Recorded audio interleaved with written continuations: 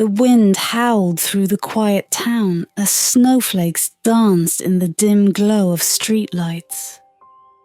Clara, bundled under a quilt in her small room, stirred from sleep. A sound, soft yet piercing, floated through the night air. It wasn't the usual whistle of the winter winds. It was sharper, crisper, and carried a strange melody, like a song calling from far away.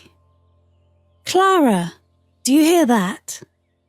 Sam, her younger brother, appeared at the door, his face alight with excitement and just a touch of fear. His red pajamas clung awkwardly to his growing frame, but his wide eyes held a wonder that even sleep couldn't dull. Before Clara could answer, the whistle sounded again, closer this time. She hurried to the frosted window and gasped. Outside, where their quiet street should have been, a train gleamed under the silver moonlight. Its sleek cars stretched endlessly, glimmering as though they were crafted from ice and light. Golden letters floated just above the engine, shimmering with a faint glow. The Christmas Express. The door to their room creaked open, and they both turned. A tall figure stood silhouetted against the dim hallway light. He wore a dark coat that brushed the ground and a hat with a wide brim, its shadow obscuring most of his face. Despite his imposing presence, there was an air of kindness about him, though it was laced with mystery. "Clara and Sam," the man said, his voice deep and smooth, as if it carried stories of countless winters. "The train is waiting. How do you know our names?" Sam blurted out, half hiding behind Clara. The man smiled, a fleeting expression that seemed to hold secrets of the world. "The Christmas Express knows all those who need to board. The question is, do you have the courage to come aboard?" Clara exchanged a glance with Sam. There was hesitation, but also a magnetic pull neither could deny. The snowy streets outside were ordinary no longer. They were the threshold to something extraordinary.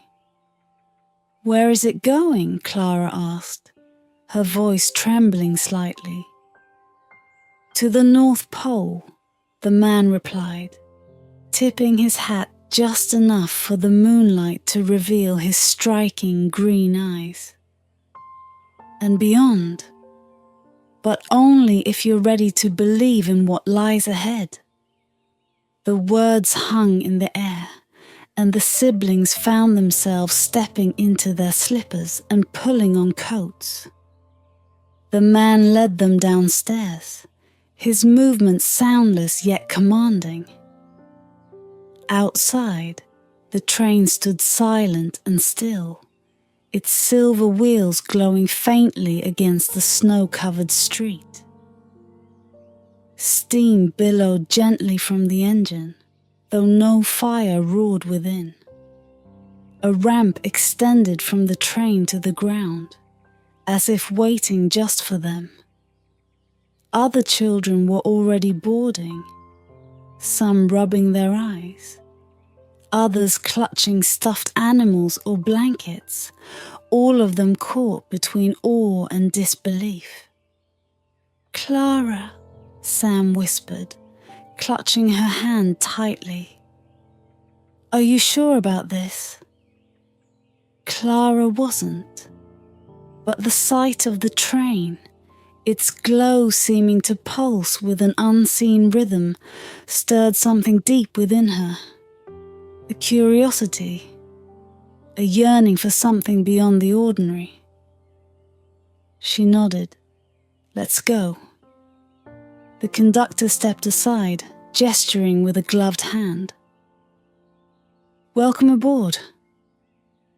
As they crossed the ramp, Clara felt a peculiar warmth wash over her, as though the very air was charged with magic. Inside, the train was unlike anything she had ever seen. The seats were upholstered in rich red velvet, trimmed with golden thread that sparkled faintly. Chandeliers hung from the ceiling, their crystals refracting light into tiny rainbows. The windows, frosted on the outside, displayed a view of endless snowy fields that hadn't been there moments ago. Other children were settling into their seats, speaking in hushed tones. Some were staring wide-eyed at the passing scenery, which seemed to shift and shimmer like a dream. A faint hum vibrated through the train, a tune neither loud nor soft, echoing like a distant memory. The conductor appeared beside them again, his presence quiet yet commanding. "Find your seats. The journey begins soon. And remember..." He leaned in closer, his voice dropping to a whisper. "The Christmas Express shows you not what you want, but what you need." Clara shivered, though not from the cold. She and Sam slid into a seat near the window, their eyes fixed on the landscape outside. The train gave a low, resonant whistle, and with a gentle lurch, it began to move. As the rhythmic clatter of wheels on tracks filled the air, Clara turned to Sam. "Do you think this is real?" Sam didn't answer. His gaze was fixed on the window, where the snowy fields had given way to something stranger. Dark silhouettes of towering trees, their branches twisting unnaturally, as if reaching for the train. Clara followed his gaze, her heart quickening. The world outside wasn't ordinary anymore. Whatever lay ahead, she knew their journey was only beginning. The train's hum grew deeper, resonating through the velvety seats and gilded walls as it gathered speed. Outside, the landscape shifted again, trading the eerie, twisting trees for endless expanses of glittering snowfields under a star-strewn sky. Clara felt as if the stars were watching them, leaning closer with every passing second. The car had grown quiet. Most of the children were staring out the windows, mesmerized by the otherworldly sights.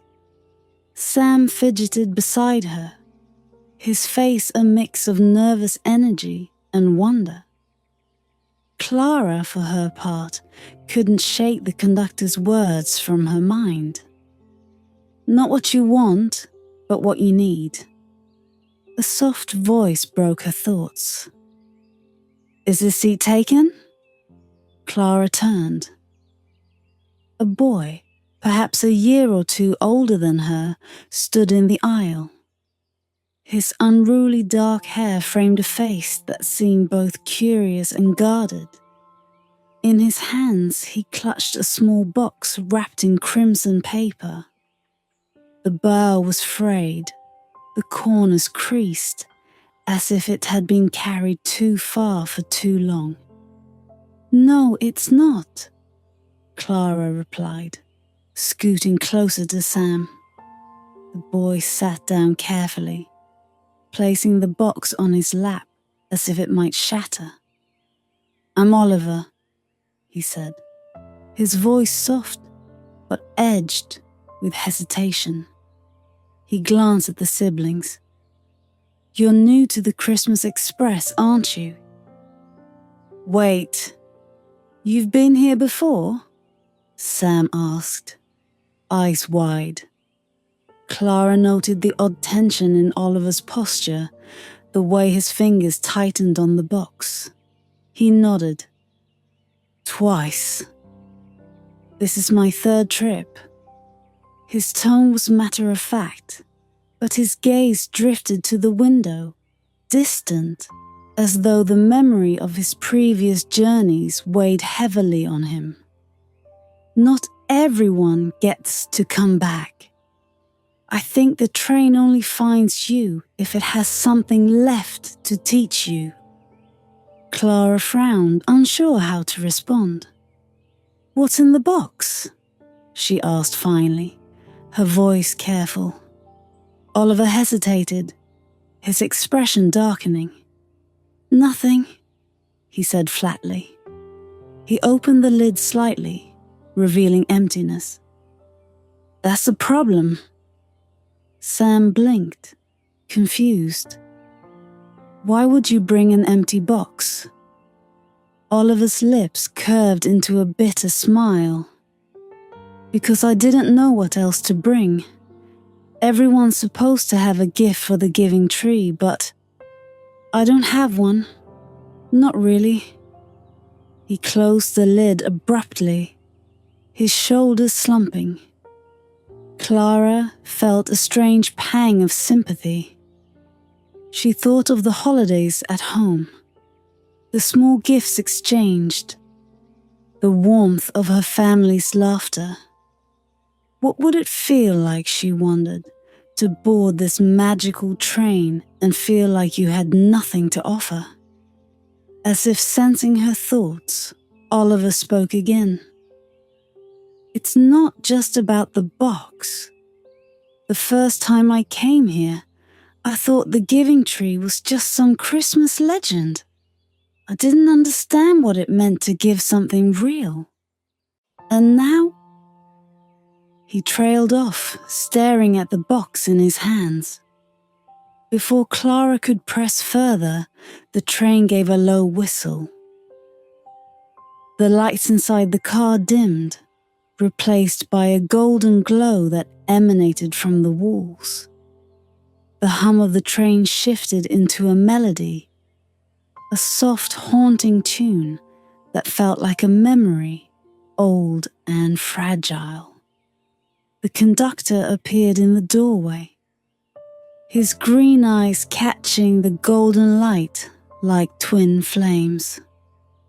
Ladies and gentlemen, we are approaching the tunnel of wishes. A ripple of excitement passed through the car. Whispers broke out among the children as the train began to slow. The world outside turned to shimmering mist, the snowy fields dissolving into a haze of swirling light. The tunnel of wishes, Clara asked, leaning forward. Oliver didn't look at her.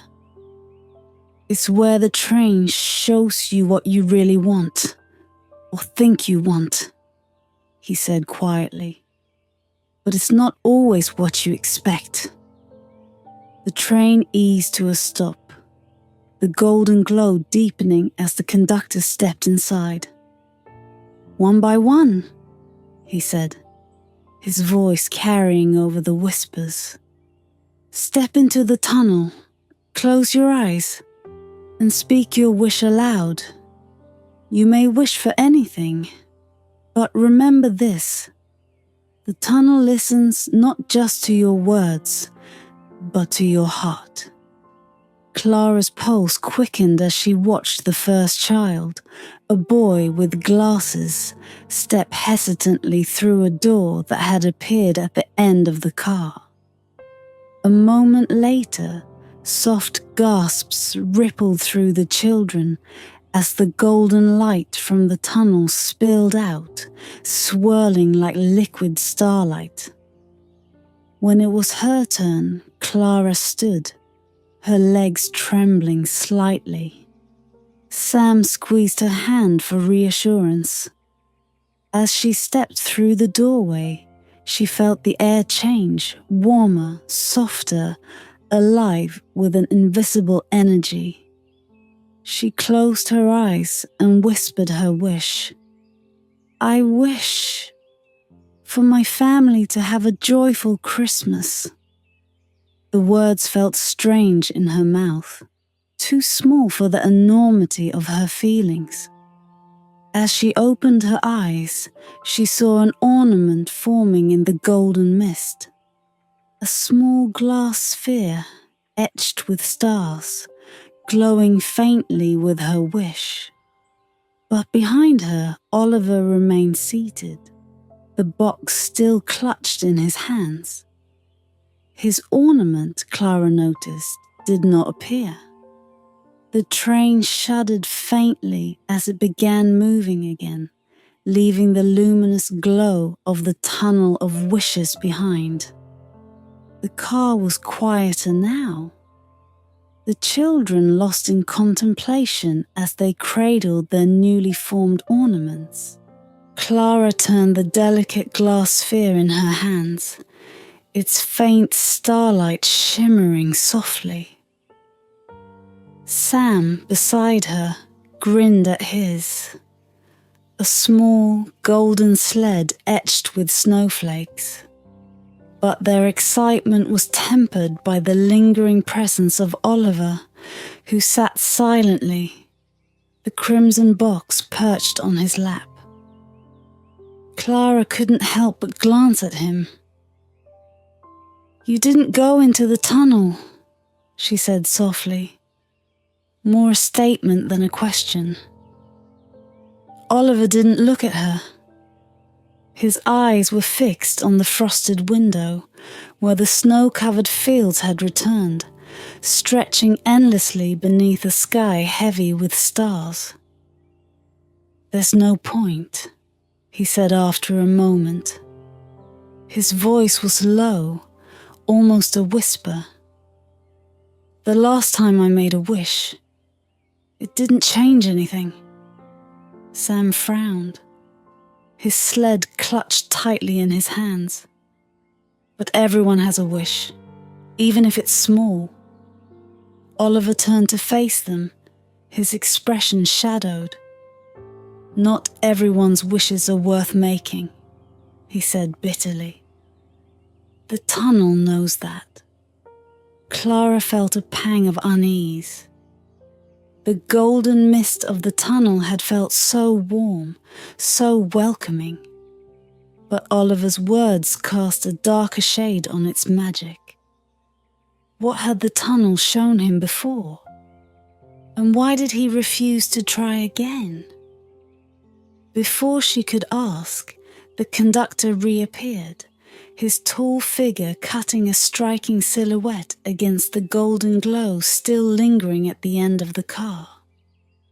His green eyes swept over the children, lingering briefly on Oliver before he spoke. We are nearing the North Pole, he announced, his voice as deep and resonant as the train's whistle. But first, a small test. The children exchanged puzzled glances. A test?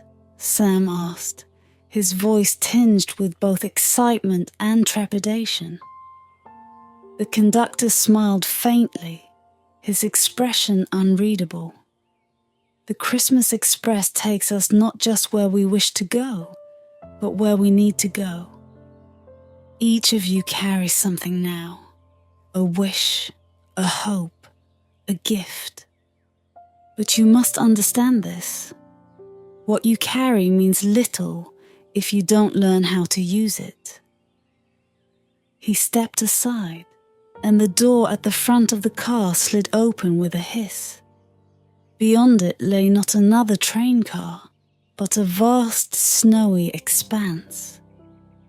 The sky above was streaked with faint ribbons of green and purple light, and in the distance, a towering evergreen tree shimmered with silver and gold. Its branches were heavy with ornaments, each one glowing softly as though holding a piece of someone's heart. "The giving tree," Clara breathed, her eyes wide. She had heard stories of it before, in whispered Christmas tales told by her grandmother. But the real thing was far more magnificent than she had ever imagined. The conductor nodded. "Indeed. The giving tree awaits your gifts. It sees not what you bring, but the spirit in which you give it." The children began filing out of the train, their breath puffing in the frosty air as they clutched their ornaments tightly. Clara and Sam followed, their boots crunching in the snow. But Oliver lingered behind, his fingers tightening around the box. "Are you coming?" Clara asked, pausing at the doorway. Oliver hesitated, his face torn between longing and fear. "I can't," he said finally, his voice breaking. "I have nothing to give." Clara stepped closer, her gaze steady. "You have something, Oliver, even if it doesn't seem like much." He shook his head, but there was a flicker of something, hope perhaps, in his eyes. Reluctantly, he stood and followed them into the snow. The journey to the tree was short, but the air seemed to grow heavier with every step, charged with an energy that made Clara's heart race. The giving tree loomed before them now, its golden ornaments glowing brighter as the children approached. One by one, they placed their gifts at its base. Each time the tree shimmered, as though absorbing the warmth of their offerings. Clara placed her ornament carefully on a low branch, feeling a wave of warmth ripple through her as the tree responded with a soft golden light. Beside her, Sam grinned as he set his sled on another branch, the snowflakes etched into it glinting like diamonds. But when Oliver stepped forward, clutching his empty box, the air seemed to still. He hesitated, his shoulders hunched as though bracing for rejection. The other children watched in silence as he knelt before the tree and placed the box gently at its base. For a moment, nothing happened. The box sat there, small and unremarkable, its frayed bough fluttering faintly in the breeze. Then slowly the tree began to glow. Not just gold, but a deep, vibrant red, the same colour as the box. The glow spread outward, lighting up the ornaments, the branches, the very snow around them. Oliver stared, his eyes wide with wonder. "I don't understand," he whispered. The conductor's voice came from behind him, quiet but firm. "You gave the only thing you had to give, Oliver, your willingness to try again. That is a gift greater than any other." Oliver's box began to transform, its worn edges smoothing, its bow tying itself anew. When the transformation was complete, it opened, revealing a shining star that seemed to pulse with life. The children gasped as the star rose, floating up to the top of the tree, where it settled like a crown. For the first time, Oliver smiled. A true, unguarded smile. And in that moment, the giving tree glowed brighter than ever, its light reaching out to the stars above. The glow of the giving tree lingered in the air, casting an ethereal light across the snowy clearing as the children stood in awe. Clara couldn't take her eyes off the star now resting atop the tree, its vibrant red glow illuminating the shimmering ornaments below.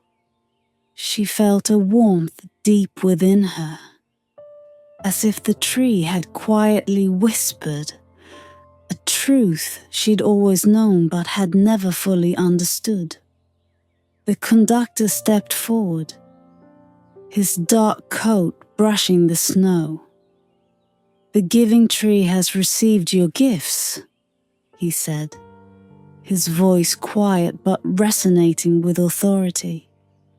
"Now, it's time for you to see what lies at the heart of the North Pole."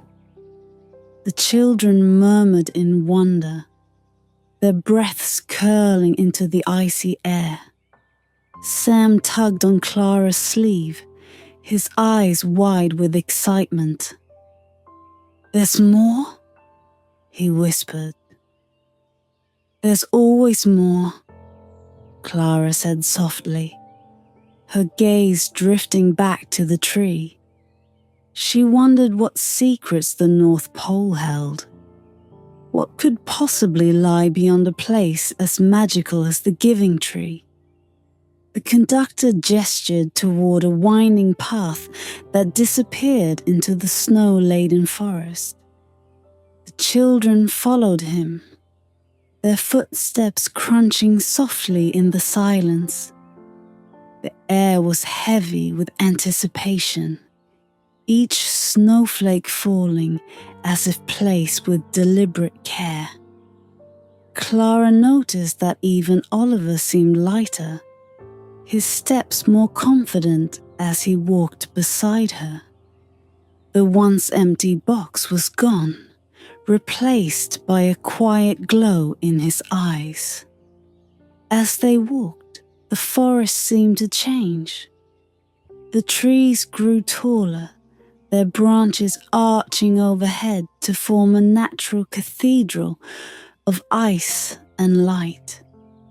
The path sparkled with crystalline frost, and the faint sound of bells drifted through the air, their tones weaving a melody that felt ancient and endless.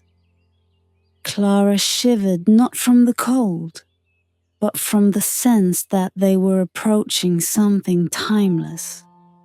Finally, the forest opened into a wide, snow-covered expanse. At its center stood a structure that seemed to defy the ordinary. It was a hall, its towering walls made entirely of ice, yet it shimmered like polished silver under the light of the stars. The roof sparkled with frost, and at its peak stood a spire crowned with a single brilliant ornament, a golden bell that seemed to hum with unspoken power. "The Hall of Giving," the conductor announced, his voice reverent. "Here, the spirit of Christmas is kept alive." The children exchanged looks, unsure whether to step forward.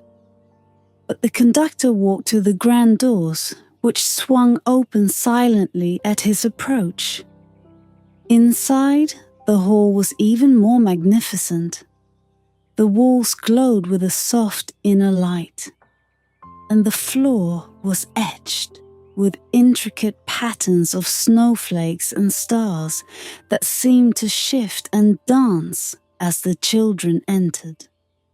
At the center of the hall stood the giving tree's twin, a smaller yet no less radiant tree, its branches laden with ornaments that pulsed faintly as though alive. Around it, elves moved gracefully, their movements quiet but purposeful. They carried glowing ornaments and placed them gently on the tree, each one adding to its brilliance. What are they doing? Sam asked, his voice hushed. The conductor turned, his green eyes gleaming. Each ornament on the tree represents a gift, a moment of selflessness, a wish made for someone else, a sacrifice given freely. These ornaments are brought here from all over the world, placed by those who embody the true spirit of Christmas. Clara stared at the ornaments, her heart swelling with a mixture of awe and humility. The tree was alive with light, a testament to countless acts of kindness and generosity. But what happens to the gifts? Oliver asked, stepping closer to the tree. His voice was quiet, but his eyes were filled with wonder. The conductor smiled, a rare warmth breaking through his enigmatic demeanor. The gifts are shared, he said. Each light you see here travels out into the world, touching lives in ways you may never see. Some bring hope, others bring joy, and some simply remind people that they are not alone. Oliver's gaze lingered on the tree, his expression softening. Clara felt a lump rise in her throat. The ornaments were more than symbols. They were pieces of the giver's hearts, sent out into the world to create ripples of magic. The conductor gestured for the children to gather around the tree. "Now," he said, his voice low but commanding. "It's time for each of you to see the impact of your gift." Clara's breath caught as the ornaments on the tree began to glow brighter. One by one, the children's ornaments appeared, their lights dancing across the branches. Clara saw her own, the glass sphere etched with stars, and felt a rush of warmth as the light traveled outward, forming an image in the air. It was her family, gathered around the fireplace, their faces lit with joy. Her parents laughed as they held hands, and Sam grinned as he unwrapped a gift, a book he had always wanted. The scene flickered like a dream, but it was vivid enough to bring tears to Clara's eyes. Beside her, Oliver gasped as his star appeared, its light casting a deep red glow. The image that emerged was different. It was him, sitting at a table surrounded by children, each of them smiling as they opened small wrapped gifts. Oliver's face in the vision was calm, content. For the first time, he saw himself as someone who could give, not just take.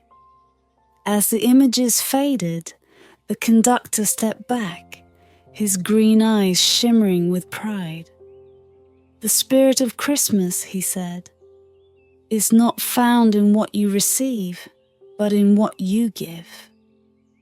The children were silent, their hearts heavy with wonder and gratitude. And as they stood beneath the tree's radiant glow, they felt a truth settle over them. They had become part of something far greater than themselves. The hall of giving seemed to hum with a deep, ancient energy as the children stood in its glow. Clara found it hard to look away from the giving tree's soft radiance, each ornament seeming to pulse with a heartbeat of its own. The conductor lingered by the tree, his green eyes watching the children with quiet satisfaction. The elves moved silently around the hall, their footsteps leaving faint trails in the frosted floor. One by one, they approached the children, placing delicate hands on their shoulders as if offering a silent blessing. When an elf touched Clara, she felt a warmth spread through her, filling her with a sense of calm and purpose. Sam, standing beside her, grinned as his golden sled shimmered in the tree's branches, its glow mingling with the other ornaments. "Is it over?" Sam asked, his voice breaking the stillness. The conductor stepped forward, his coat glinting faintly in the tree's light. "This part of your journey is complete," he said. "But the spirit of Christmas, the lessons you've learned here, that journey is never truly over." The children murmured softly, some clutching their ornaments, others looking back toward the train with a mixture of reluctance and wonder. Oliver, who had been unusually quiet, approached the giving tree once more. He looked up at the red star that had emerged from his empty box, now gleaming at the tree's crown. For a long moment he stood there, his face lit with the same gentle glow. Finally, the conductor cleared his throat. "It's time," he said, his voice firm yet kind. "The Christmas Express waits for no one, not even on the longest night." The children filed back toward the grand doors of the hall, their footsteps hesitant. Clara cast one last look at the giving tree, feeling as though it were watching them leave, its light offering a silent farewell. The snowy expanse outside the hall was unchanged, still blanketed in an endless white. But as the children made their way back to the train, Clara thought the stars seemed to shine brighter, as if celebrating what had just transpired.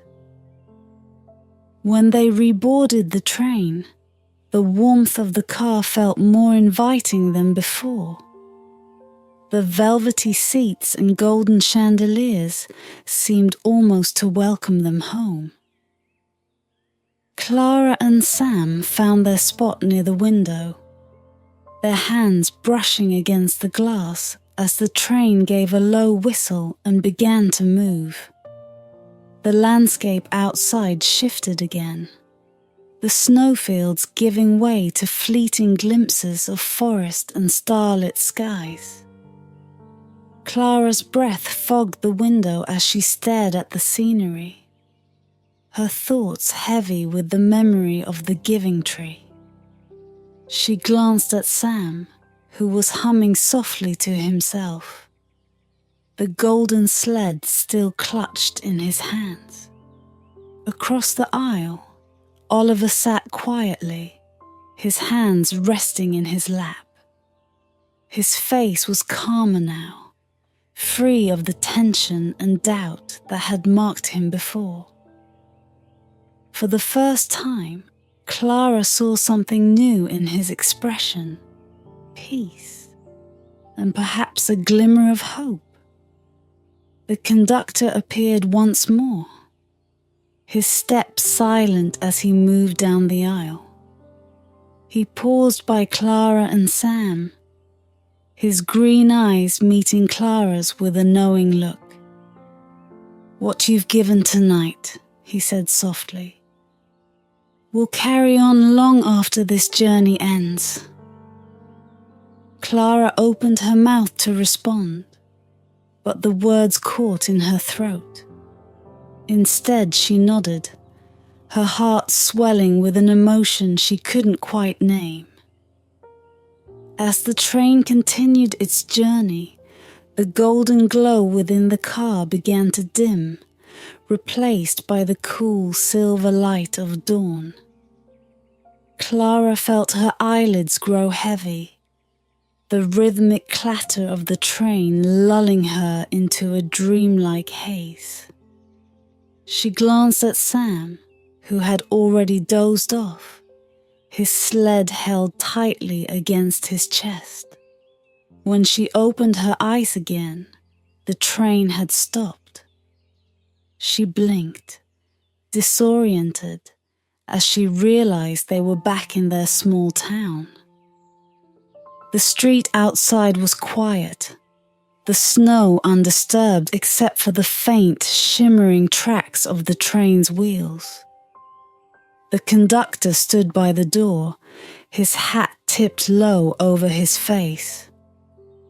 "Farewell, Clara and Sam," he said. "And remember, what you've learned here is a gift in itself. Share it."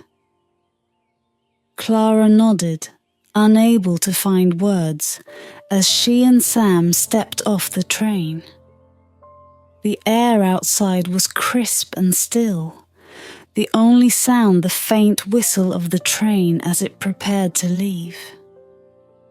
When Clara turned back to look, the Christmas Express had vanished, leaving only a faint shimmer in the snow where it had been. The siblings walked back to their house in silence, the glow of the giving tree still fresh in their minds. When they entered, the warmth of home enveloped them, and Clara felt a deep sense of gratitude. She placed her ornament gently on the Christmas tree by the window, its faint glow blending with the other lights. That morning, when the rest of the family awoke, there was something different in the air. The gifts under the tree seemed brighter, the laughter warmer, the joy deeper. And though Clara couldn't explain it, she knew that the spirit of the Christmas Express, the spirit of giving, had truly come home with them.